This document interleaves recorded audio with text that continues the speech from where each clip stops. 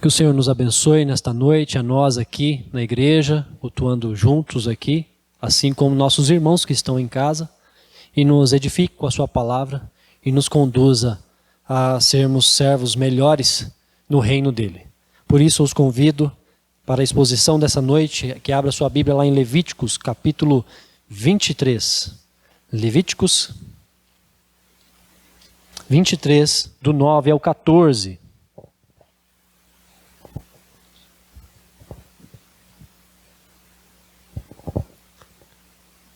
A primeira festa nós tratamos sobre o dia de paz, o sábado.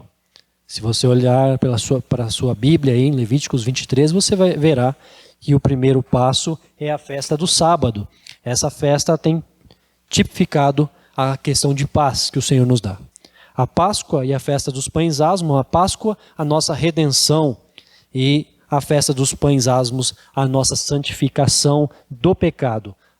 O pecado foi lançado na sepultura, como nós vimos na semana passada. Hoje nós trataremos sobre a festa das primícias e com isso nós leremos agora. Acompanhe a leitura do texto de Levíticos 23, do 9 ao 14, que nos diz assim: Disse mais o Senhor a Moisés: Fala aos filhos de Israel e dize-lhes: Quando entrardes na terra que vos dou e cegardes a sua messe, então trareis um molho das primícias da vossa messe ao sacerdote. Este moverá o molho perante o Senhor para que sejais aceitos. No dia imediato ao sábado, o sacerdote o moverá. No dia em que moverdes o molho, ofereceis um cordeiro sem defeito de 1 ano, em holocausto ao Senhor. A sua oferta de manjares serão 2 dízimas de 1 efa de flor de farinha, amassada com azeite, para oferta queimada de aroma agradável ao Senhor, e a sua libação será de vinho, a 4ª parte de 1 hin.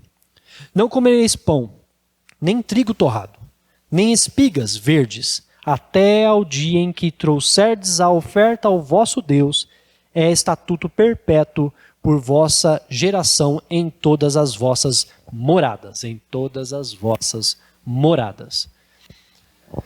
Meus irmãos, há 2 princípios. Há um princípio central, e esse nos aponta para a primeira questão das primícias, festa das primícias, que aponta o nosso resgate, a ressurreição de Cristo Jesus.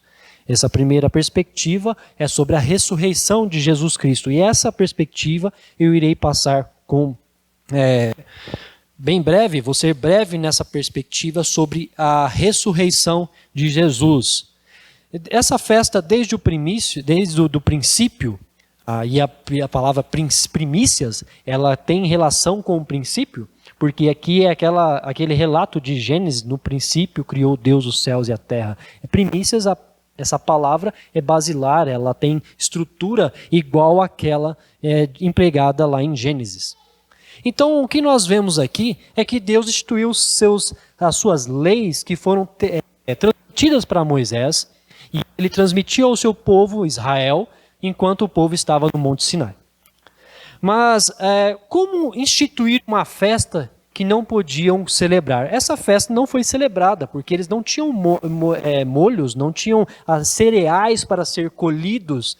Então, essa festa foi tardia, ela tinha uma perspectiva futurística, ela tinha uma perspectiva de futuro, era uma esperança desse povo que se cumprisse aquela promessa a Abraão, Isaque e Jacó, de que nossa terra seria conquistada, de que nossa terra tão prometida, nós habitaríamos ali. Então, esse molho, essa festa das primícias, ela não foi executada diante o Monte Sinai, nem no seu percurso, porque eles eram nômades, habitavam em tendas, eles foram caminhando até chegar na terra prometida, Canaã. Então, eles não plantaram enquanto caminharam. Por isso, essa festa tem uma perspectiva espiritual. A festa, diz um grande estudioso, o Sittemann, que ele vai dizer o seguinte: a festa das primícias possuía um sentido espiritual, uma oferta que trazia em seu cerne sinais de esperança de uma nova vida. de uma nova vida. Meus irmãos, foi isso que o Senhor garantiu ao ressuscitar. Ele venceu a morte, que era proposta a todo ser humano por decorrência da queda de Adão.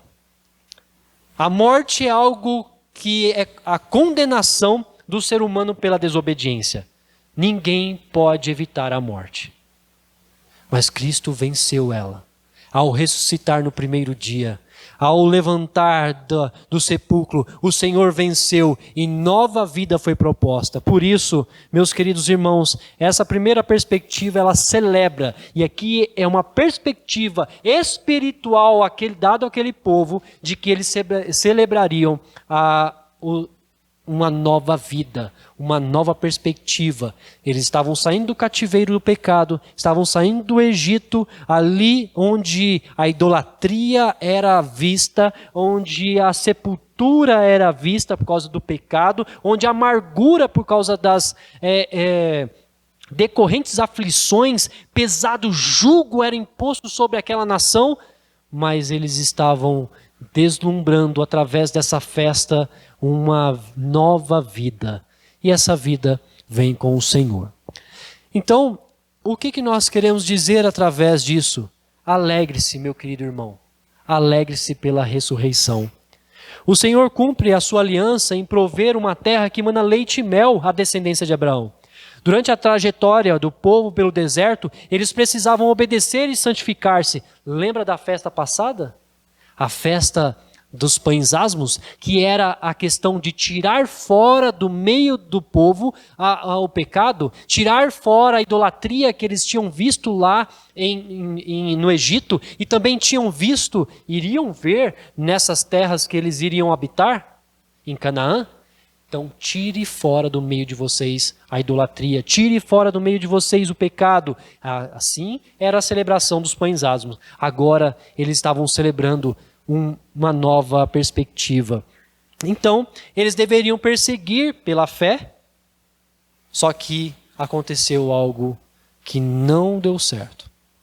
Na verdade, diante os procedimentos, diante a vontade do Senhor, o homem desobedeceu novamente e mostrou o seu ímpeto conforme Adão. No entanto, eles foram ingratos e rebeldes.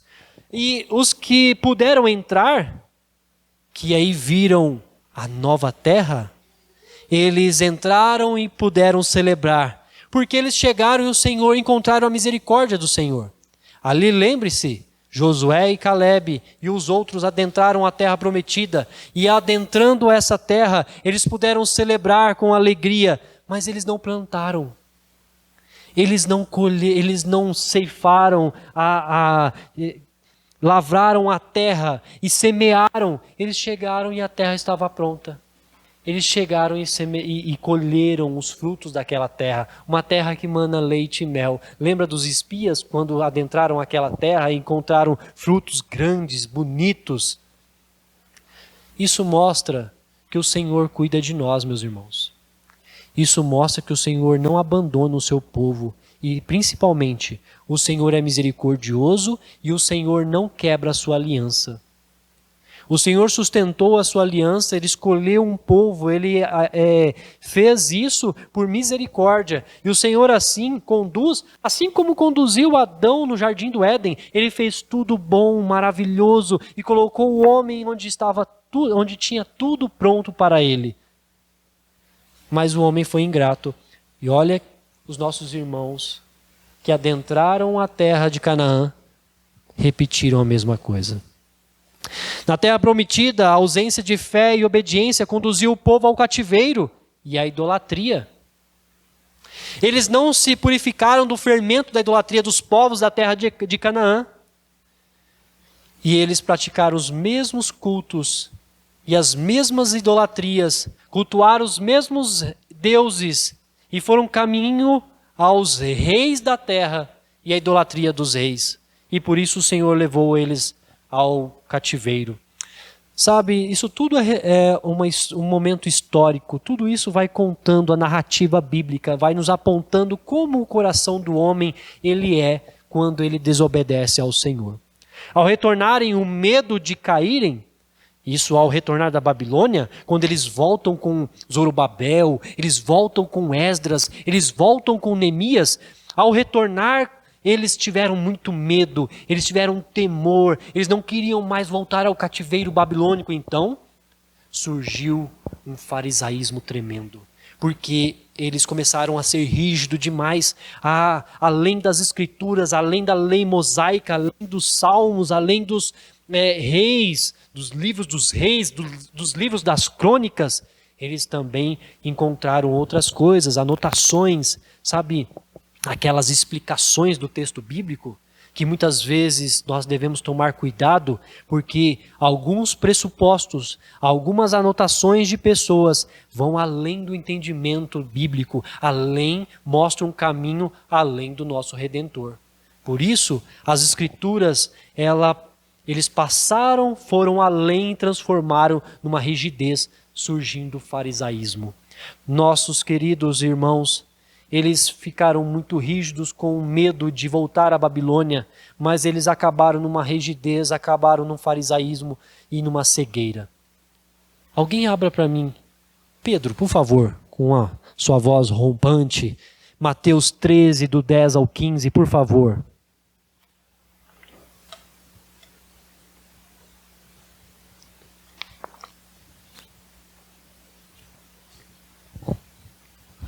Então se aproximaram os discípulos e lhe perguntaram: por que eles falam por parábolas? Ao que respondeu: porque a vós outros é dado conhecer os mistérios do reino dos céus, mas àqueles não lhes é concedido. Pois os que têm se lhe dará e terá em abundância, mas ao que não tem, até o que lhe tem será tirado. Por isso lhes falo por parábolas, porque vendo não veem, e ouvindo não ouvem, nem entendem. De sorte que neles se cumpre a profecia de Isaías: ouvireis com os ouvidos e de nenhum modo entendereis. Vereis com os olhos e de nenhum modo percebereis. Porque o coração deste povo está endurecido de mau grado. Ouviram com os ouvidos e fecharam os olhos, para não suceder que vejam com os olhos, ouçam com os ouvidos, entendam com o coração, se convertam e sejam por mim curados.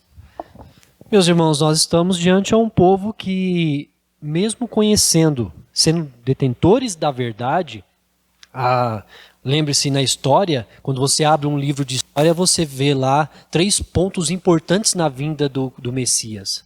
A Pax Romana, a paz romana, nós vemos a palavra, as escrituras dos judeus, nós vemos a sabedoria dos gregos, a língua que foi implantada e era mundial, então, do mundo conhecido naquele tempo. Tudo isso fez e foi direcionado por Deus para a vinda do Messias. Uma das perspectivas era a palavra, os judeus, e nós somos, hoje, temos a nossa linha judaico-cristã. Então, os nossos irmãos, eles, além das escrituras, eles implantaram as midrashes, várias outras estudos e definições das leis mosaicas, e isso se tornou rígido o coração, ao ponto que eles estavam cegos em conhecer o Messias. Não viram o Senhor, não reconheceram o Deus Todo-Poderoso, o Criador dos céus e da terra, e Ele, em sua humildade, veio e resgatou o homem. Mas, aos discípulos, o Senhor deu a se conhecer, o Senhor se deu conhecido, e nós o conhecemos. O Senhor planejou a festa das primícias como tipo. Essa festa era realizada na manhã seguinte à Páscoa. Foi quando Cristo ressuscitou para vencer aquilo que poderia ser o fim, a morte. Cristo não ficou no sepulcro. Cristo venceu a morte. E por isso nós temos a alegria, por isso podemos nos regozijar. Se uma das questões dessa festa nos traz, é o regozijo pela celebração da ressurreição de Cristo Jesus. Mas há também uma outra perspectiva, e essa eu quero me deter com mais tempo com os irmãos. Se uma é a ressurreição, a outra que eu quero me deter com os irmãos e delongar sobre ela é a questão da inauguração do reino. A primeira, alegremos pela ressurreição, porque Ele venceu a morte. A nossa morte ele venceu. Agora há esperança, há expectativa. Agora nós sabemos que a nossa vida não se detém a este ponto de temporal, mas ultrapassa a nossa vida eterna, porque ele nos deu essa alegria. E nós podemos festejar por isso, nós podemos nos alegrar por isso. A segunda perspectiva da festa das primícias é que ele inaugurou o reino. O reino foi inaugurado. E por isso eu quero que os irmãos pensem comigo em um ponto da história. Mas da história não muito longe. Em 7 de março de 1557, aportaram na Guanabara, neste novo mundo, os 11 estudantes de teologia de Genebra e 2 ministros indicados por Calvino. Nessa expedição conhecida como França Antártica, houve a primeira tentativa de implantar a teologia reformada em solo brasileiro. Tenha certeza que somos frutos dessa ação semeada no dia 21 de março de 1557, quando foi celebrada a primeira ceia nos moldes reformados calvinistas no Mundo Novo. Isso aqui foi dito por um homem que voltou, um homem que esteve aqui em 1557, e ele retornou para a França. E ele escreveu que essa ceia foi celebrada neste solo.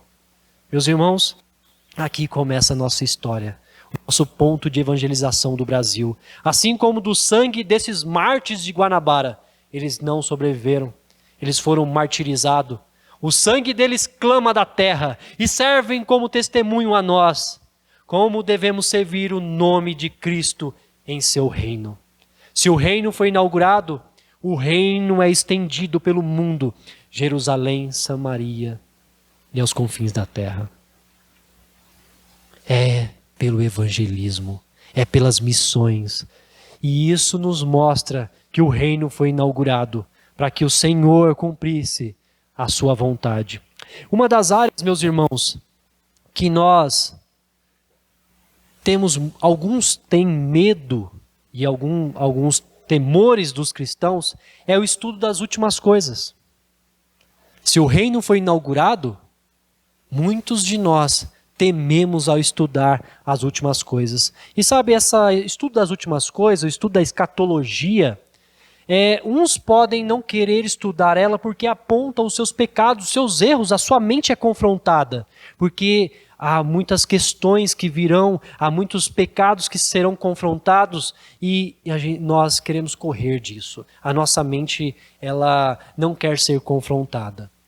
Outros não assumem esse compromisso porque estão muito envolvidos e amando o presente, amando este mundo, e por isso não querem se preocupar com a vinda do Senhor. E essa regalia, esse sentimento de satisfação com o nosso tempo, com a nossa geração, ela pode até chegar ao ponto de falar: Senhor, não precisa vir agora não, tá bom, Senhor. Eu estou me dando bem no trabalho. A minha família está perfeita. O meu sentimento de gratidão para o Senhor, por tudo que o Senhor tem me dado. Eu tenho carro zero. Eu tenho tudo. Eu tenho casa nova. Eu tenho do bom e do melhor. Eu desfruto desta terra. Eu viajo com prazeres. Eu tenho meu tempo familiar. Eu tenho um regozijo do mar quando eu vou para a minha casa da praia. Tudo isso pode ser uma das questões que as pessoas não estudam, ou a escatologia, as últimas coisas. E outros negam o Apocalipse. Há muitos que negam o Apocalipse, há muitos que negam a realidade e dizem que não, a realidade é essa mesma, e a correção do homem pela educação, pela justiça, por uma boa política, pela segurança, pelo um sistema judiciário, um sistema de leis bem implantadas. Então, por isso, nós vamos colher paz. Se nós, pelo um sistema social, se nós, pelo um sistema de política boa, um sistema judiciário bom, uma segurança, uma educação perfeita, nós teremos paz e restauração do homem. Muitos negam os fins, Muitos negam o estudo escatológico porque eles acreditam nesse sistema de educação, justiça, segurança, implantados por nós mesmos, pelas nossas forças. A grande pergunta é: quando será inaugurado o reino de Deus? Quando será inaugurado o reino de Deus? Então, essa perspectiva fundamental das primícias, do cumprimento da festa das primícias por Jesus Cristo, foi a inauguração do seu reino. A resposta é essa.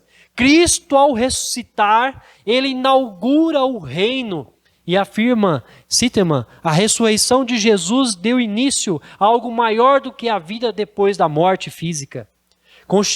Constituiu, portanto, o início de um novo mundo, um novo céu e uma nova terra. Meus irmãos, aquela festa que no Antigo Testamento tipificava um novo mundo, uma entrada numa nova terra, onde haveria colheitas, onde haveria a perfeição, onde haveria um regozijo pelos frutos da terra, onde haveria um novo governo. Eles estavam saindo do Egito. Agora haveria um novo governo teocrático, né? E agora haveria o maná da terra, os frutos da terra, eles entrariam no novo céu e nova terra. Aquilo ali era só tipo de algo perfeito que viria. Cristo, quando ressuscitou dos mortos e ele venceu a morte, ele lança sobre ele tudo aquilo que era tipo no Antigo Testamento. E agora ele inaugura o seu reino inaugurado, o seu reino eficaz é cumprido na pessoa de Cristo ao ressuscitar e assunto aos céus, quando ele volta para o seu trono. Ressuscitou e assunto aos céus, ele estabelece, ele inaugura o seu reino. Nós estamos no reino de Deus, caminho ao fim. Todas as coisas que acontecem diante os olhos do Senhor, neste tempo que nós estamos, caminha para o fim.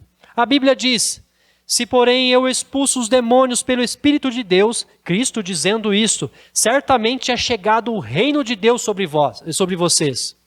Ou como pode alguém entrar na casa do valente e roubar-lhe os bens sem primeiro amarrá-lo? E só então saqueará a casa dele. Assim como, mas vós, olha lá em Atos, mas vocês receberão poder ao descer sobre vocês o Espírito Santo e serão minhas testemunhas, tanto em Jerusalém como em toda a Judéia e Samaria e até os confins da terra.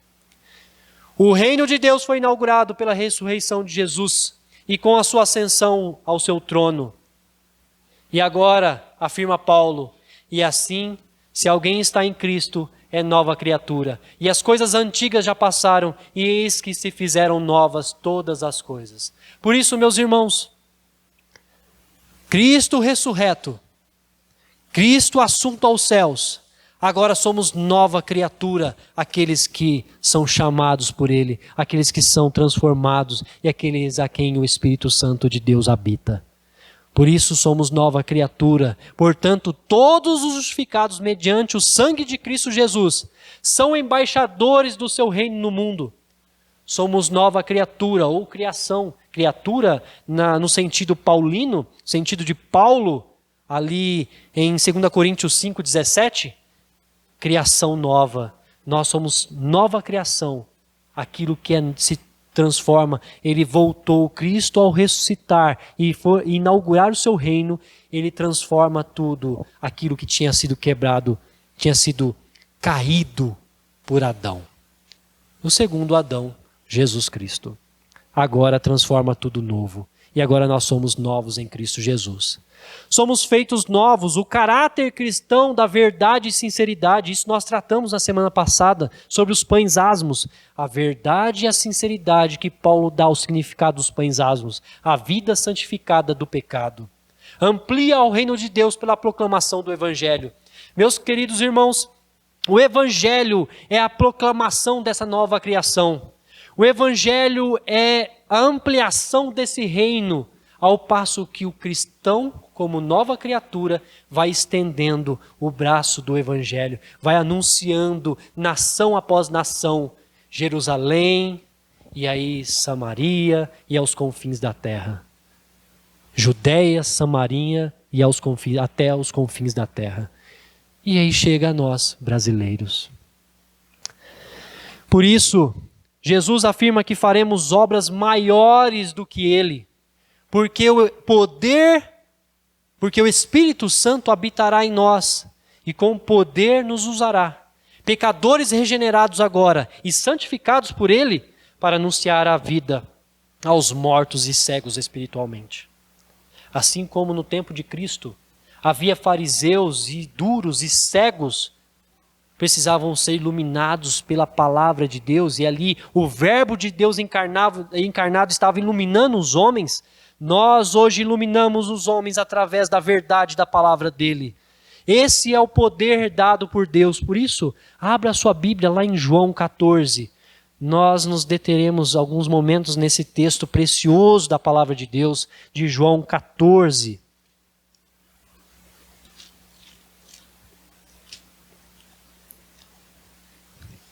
Isso prova que Cristo inaugurou o seu reino. Nós estamos no reino de Deus estabelecido por Ele.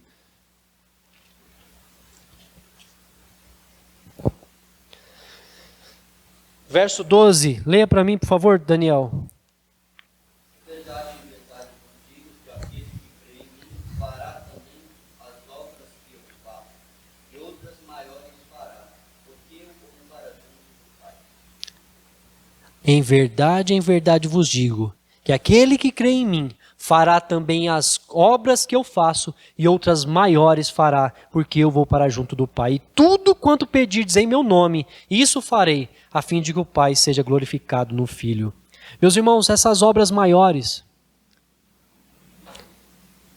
e para nós, humildes servos, pecadores, que em processo de santificação do Espírito Santo, santificando, nós que fomos chamados, nós que estávamos mortos nos nossos delitos e pecados, agora resgatados por Cristo, que obra será maior do que anunciar a verdade de Deus e ver um cego, ver um morto reviver? Viver, na verdade, nem reviver, porque ele estava morto, mas viver. Meus irmãos, há obra maior do que essa? Cida, há obra maior do que pregar o evangelho e converter o esposo? Meus irmãos, há obra maior do que falar aos pais e ver os pais louvando ao Senhor? Há obra maior e melhor do que a conversão dos olhos, as escamas dos olhos caindo e esse vivendo para a glória de Deus? Por isso, o Consolador vem. E eu rogarei ao Pai, e Ele vos dará um outro Consolador, a fim de que esteja para sempre convosco. Quem é esse? O Espírito Santo. Olha o verso 17. O Espírito da verdade que o mundo não pode receber, porque não no vê, nem o conhece. Vós o conheceis, porque Ele habita convosco e estará em vós. Certeza essa que não nos afasta, certeza essa que preenche o coração e nos enche de alegria, porque a verdade de Deus vem por meio do Espírito Santo que habita em nós. Ele nos arregimenta, Ele nos chama, Ele nos tira da morte, Ele nos dá vida para que nós proclamemos o seu evangelho. Há o poder de Deus para a transformação e não há outro caminho senão Cristo Jesus. Não há outra verdade senão a palavra dele para mudar o coração dos homens.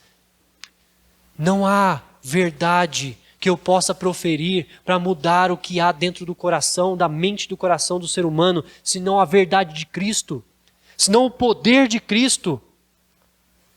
Olha verso 16, capítulo 16, o verso 8, o verso 7 ao 12, 16, 7 ao 12. Mas eu vos digo a verdade, convém que eu vá, porque se eu não for, o Consolador não virá para vós outros, se porém eu for, eu vou-lo enviarei. Quando ele vier, convencerá o mundo de quê? Do pecado? De quê? Da justiça? De quê? E do juízo. Erra quem diz que não haverá fim. Erra quem diz que as coisas serão melhores por causa da educação, justiça, segurança. Erram para aqueles que se apaixonam com o mundo presente. E nessa paixão são afastados do caminho, são direcionados para outras alegrias em vez da centralidade de Cristo Jesus. Por isso, a alegria é a proclamação do Evangelho. Por isso, a alegria, a centralidade do crente é reconhecer e conhecer o seu Deus que o salva e proclamar porque o tempo é breve. E o que o Consolador, o Espírito Santo, vem falar? Do pecado? Porque não creem em mim. Da justiça? Porque vou para o Pai e não me vereis mais. Ele é justo agora, porque agora ele virá como juiz e não mais como Salvador. Quando ele voltar, meus irmãos, ele será o justo juiz, que com justiça condenará os ímpios ao inferno eterno. E os seus, com o seu sangue comprado, levará e conduzirá à glória eterna. Do juízo, porque o príncipe deste mundo já está julgado. Então, o que faz Satanás? Ele só tenta como parasita enganar os homens, de que o seu tempo é longo e de que ele governa alguma coisa. Meus irmãos, Cristo Jesus já julgou. E o príncipe deste mundo, Satanás, já está julgado. O tempo dele é curto, é sabido por ele. Por isso que ele engana, por isso ele mente, por isso ele coloca nos nossos olhos o brilho deste mundo encantador e diz, calma, não terá fim. Pela ciência eles buscam uma vida eterna em Marte. Pela ciência nós buscaremos solução para que o homem não morra. Pelos DNA, pela estrutura da ciência, pela sabedoria humana, pela educação, por tudo isso, nós conduziremos a uma redenção sem Cristo. Não há. Isso é enganação de Satanás. Caminho nenhum há fora de Cristo Jesus. Por isso é necessário, por isso é urgente, por isso a nossa pregação, ela tem que ser eficaz, tem que ser agora. Logo, nossa confiança e fé não está em nossas obras ou neste tempo breve, mas festejamos a alegria do reino estabelecido por Jesus Cristo.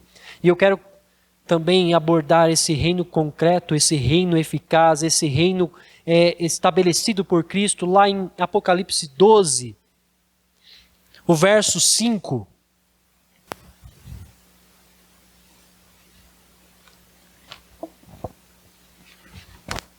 O que nos diz aí, Pedro?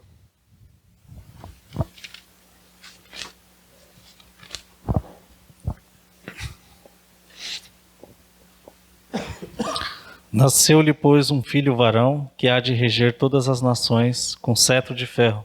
E o seu filho foi arrebatado para Deus até o seu trono. A narrativa, esse momento de visão de João, esse que nasceu da mulher, ele veio, ele morreu, e agora o seu filho foi arrebatado. No momento de arrebatamento do Senhor, o Senhor foi assunto aos céus, lá em Atos capítulo 1, e esse que foi assunto aos céus sentou no seu trono. E nesse momento julgou o grande dragão, né? O dragão foi julgado. A mulher, porém, versículo 6, fugiu para o deserto, onde lhe havia Deus preparado lugar para que nele a sustente durante 1260 dias. E nesse momento de julgamento, nesse momento aqui, de que Jesus volta ao seu trono, houve peleja no céu. Verso 7. Miguel e os seus anjos pelejaram contra o dragão. Também pelejaram o dragão e seus anjos, todavia não prevaleceram, nem mais se achou no céu o lugar deles, porque foi expulso quando Cristo assunto aos céus. Cristo, quando foi morto, ressurreto, e agora a sua ascensão aos céus, o seu trono estabelecido, seu governo instaurado, o seu reino estabelecido, ele expulsa agora o acusador. Nós não temos mais um acusador diante de Deus, porque os seus foram comprados com resgate, porque Cristo estabeleceu, e agora o tempo está proposto, o tempo está aí, foi colocado o machado, e as coisas caminham para o fim. Por isso, meus irmãos, que a nossa firmeza em meio às adversidades da vida e a certeza desse reino estabelecido por Jesus venha assegurar o meu e o seu coração a sermos fiéis a Ele em todo o tempo, em qualquer adversidade da vida. Que a nossa certeza desse reino, que agora com poder, através do evangelismo, através da proclamação do reino, pode e tem poder para mudar a vida do ser humano, mudar a perspectiva dos homens, por meio da pregação do evangelho. Por isso, seja como a sua fé, seja como nossos irmãos lá em Guanabara. E eu quero falar aqui a narrativa e o que disse um dos primeiros mártires em Guanabara, Jean de Bourdelle. Ele disse o seguinte, preste atenção nessa fala de um dos nossos irmãos que foram martirizados em Guanabara, em solo brasileiro. Meus irmãos, vejo que Satanás se esforça por todos os meios para nos impedir de resolutamente defender hoje a causa de Cristo Jesus, Senhor nosso.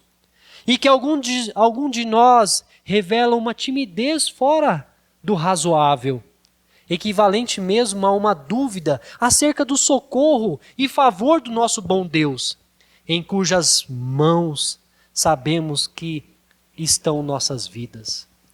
Que ninguém nos poderá tirar sem as determinações dos seus sábios conselhos. Ora, eu vos peço que comigo considereis o modo e o motivo por que viemos a este país, Brasil. Quem nos preservou de tantos perigos no mar? Acaso não foi aquele que tudo governa, que dirige todas as coisas pela sua bondade infinita, que ampara os seus por meios admiráveis? É certo que contra nós militam 3 inimigos poderosos: o mundo, o diabo e a carne. E que por nós mesmos não podemos lhe resistir. Mas, olha a fé basilar deste homem. Mas se acorrermos ao Senhor Jesus, que os venceu por nós, olha a fé nessa certeza desse reino instaurado, desse Senhor que venceu. Ele nos assistirá consoante a sua promessa, que sempre cumpre. Por isso que é fiel e todo-poderoso. Apeguemo-nos a Ele e nele inteiramente repousemos. Coragem, pois, meus irmãos, que os enganos, que as crueldades, que as riquezas deste mundo não embaraçem de irmos a Cristo. Ouça bem. Que os enganos, que as crueldades, que as riquezas deste mundo não embaraçem de irmos a Cristo. Por isso, meus irmãos, eu quero aplicar isso em algumas áreas da nossa vida. A primeira delas é o seguinte: Cristo vence a morte, inaugura o seu reino, e isso deve encher o nosso coração de alegria e de exaltação a Deus, porque não somos mais escravos da morte e dos nossos pecados. Em Cristo podemos vencer nossos temores. Quais são os seus temores? Criança, sabe aquele medo que muitas vezes a gente tem de dormir sozinho? Né? Ah, tem que acender a luz, mamãe, senão eu não consigo dormir. Quando você chama a Cristo Jesus, Ele nos ajuda a vencer os nossos temores. E pela sua palavra e pela oração a Ele, nós somos cuidados. Ele cuida da gente lá no mais íntimo, lá de noite. Então pode suplicar a Cristo, porque Ele te acode, porque Ele é fiel. Não há lugar que Cristo não reine, não há lugar que Cristo não impere, não há lugar que Cristo não possa chegar. Ele venceu a morte, Ele reina e pode reinar em cima dos seus temores e dos meus temores. Quais são os seus? Busque nele a solução. Busque nele a compreensão. Busque por meio da sua palavra. Duas tentações basilares de Satanás que são: Satanás tem duas coisas que ele age hoje contra nós. Ele usa pessoas, ele usa agentes, ele usa pessoas malignas. Como? A acusação. Ela vem pelos seus agentes, pessoas que com mente maligna e ações escarnecedoras. Lembra-se do Salmo 1? Esses escarnecedores são aqueles que nos acusam. São aqueles que blasfemam contra o Senhor. São aqueles que blasfemam contra os santos do Senhor. São contra aqueles que falam contra os crentes. São aqueles que vão confrontá-lo. São aqueles que vêm querendo enganá-lo. E com palavras sutis ou palavras confrontadoras mesmos, eles querem arruinar a nossa vida acusando. Saiba que Cristo pagou os nossos pecados. Não há acusação contra nós mais. Então, tenha convicção desse Senhor, desse Cristo resgatador. Tenha fé e saiba que esse é Rei poderoso que vence todas as coisas. O segundo ponto que há uma tentação é a questão da cobiça. A cobiça, a influência ao desejo e ao amor descontrolado às coisas desta terra, que nos levam a esquecer de Deus e das suas promessas. Ambas as acusações foi cancelada pelo sangue de Cristo. E as ramificações da cobiça devem ser arrancadas do nosso coração pelos meios de graça. Meus irmãos, o meio de arrancar a cobiça, e Satanás teme a homem que não é cobiçoso, porque a cobiça, tanto para as suas ramificações, são gigantes. Tratar sobre isso aqui seria, nós iríamos fazer uma vigília. Satanás, ele odeia um homem que não é cobiçoso, porque ele não tem como seduzi-lo. Aquele que cobiça o próximo, cobiça os bens do próximo, cobiça toda a terra, cobiça a riqueza, cobiça as coisas desse mundo, Satanás coloca na frente. E ele vai ser apaixonado por aquilo, vai ser guiado por aquilo, e aquilo vai preencher o seu coração, ele vai começar... Você lembra daquele desenho do pica-pau, quando vem a fumacinha da comida e o pica-pau vai flutuando assim? Ó? Isso é a mesma coisa para o homem cobiçoso, para o homem arrogante, para o homem insensato, para o homem que não teme ao Senhor. Por isso, o meio de confrontar esses pontos é pelo meio de graça. Quais são os meios de graça? Leitura das Escrituras, oração, sacramentos, ceia do Senhor, batismo, a comunhão com os santos, a vida devocional no lar. E aqui eu chego a um ponto maravilhoso do texto de Levíticos que nós estamos estudando. Levíticos, a festa das primícias termina com a palavrinha-chave. E essa palavrinha qual que é? Quem abra aí Levíticos 23 e leia para mim as duas últimas palavras do versículo 14.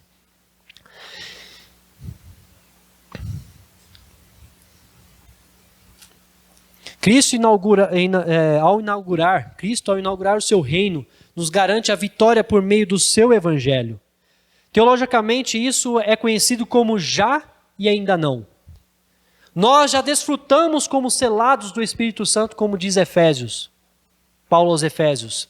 Nós somos selados com o Espírito Santo. Já desfrutamos desse reino. Já, mas ainda não. Há expectativa já.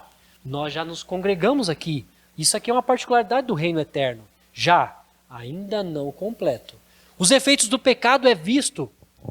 Nós perdemos a visão, perdemos raciocínio, nós perdemos habilidades, ainda há morte. Provavelmente algum de nós perdeu nesse tempo alguém para o Covid. Triste, mas há esperança, porque Cristo venceu a morte. Já desfrutamos, mas ainda não, porque os efeitos do pecado são vistos. Quando Cristo retornar, isso será eliminado. Portanto, nossos sofrimentos presentes não podem tomar o controle da nossa vida. A perda de um ente querido não pode tirar a perspectiva de ressurreição já conquistada em Cristo. Não foi somente esta vida e pronto, mas há algo mais. O reino avança ao passo que evangelizamos. E esse avanço do reino é o passo que nós pregamos. É magnífico ver como as festas têm conotação particular para com o público e também para as nossas moradas, onde começa todas as coisas. Nós festejamos e nos alegramos e ao compartilhar o evangelho, a verdade de Deus, começando aonde? O que diz a última palavra do texto aí? Vossas moradas. Vossas moradas. Sabe onde a proclamação do reino começa, onde esse reino é estendido? Nas vossas moradas. Essa festa celebra nas vossas moradas, porque você tem a obrigação de evangelizar aquele que está ao seu lado. É o seu filho que começa a proclamação do reino. É no seu filho, é na sua esposa, é no seu cônjuge que começa a proclamação, a extensão desse reino. É ali, nas vossas moradas. Sua casa é o primeiro campo missionário. Através das visitas que recebemos, da vizinhança que abre a porta para nós, nossos familiares também são evangelizados. Por isso começa em nossa morada. É o nosso testemunho, é a nossa vida, nova vida. Lembra? Nova criatura em Cristo. Agora celebra com caráter justo, íntegro e reto. Por isso nós encerramos assim, meus irmãos. Esse regozijo, essa festa é pela ressurreição e pelo reino instaurado, que agora, com o poder do Evangelho, muda o ser humano, a começar nas vossas moradas. Deus os abençoe. Oremos. Exaltado, ó Senhor, seja o teu santo nome, ó Pai. Nós te adoramos na beleza da tua santidade, porque nós confiamos em ti, na tua palavra, ó Senhor, que o seu reino, ó Pai, ele está atuando sobre as nossas vidas, ó Senhor, a começar nos nossos lares. Que isto seja uma verdade, ó Pai, e que possamos colocar em prática tudo aquilo que nós aprendemos aqui nesta noite, ó Senhor. Que possamos, ó Senhor, fazer a tua vontade sempre, não olhando para os lados e nem para trás, mas que nós possamos estar sempre, ó Pai, olhando em direção à cruz de Cristo, que vive e reina para sempre em nossas vidas, ó Senhor. Em nome de Jesus, ó Pai, levante aqueles que estão enfermos, que o teu Santo Espírito venha atuar nestas vidas, ó Senhor, e que o teu poder, que é soberano, esteja curando os teus servos, ó Pai. Abra portas de emprego, ó Senhor, para aqueles que não têm com que se sustentar neste momento tão difícil que nós vivemos, ó Senhor. Que em nome de Jesus o Senhor não deixe os teus servos mendigar o pão, mas que a tua palavra se cumpra nas nossas vidas, ó Senhor, porque tu és fiel a si mesmo. E nós cremos que o Senhor não falha com a tua própria palavra, ó Pai. Em nome de Jesus, ó Senhor, abençoe a tua igreja, aonde quer que esteja um dos teus pequeninos, ó Senhor, que tu escolhestes antes da fundação do mundo. Que em nome de Jesus ele esteja sendo sal e luz, ó Pai, neste mundo que jaz no maligno. Mas o Senhor é o Criador do céu e da terra. O Senhor é quem nos salvou por meio de Cristo Jesus.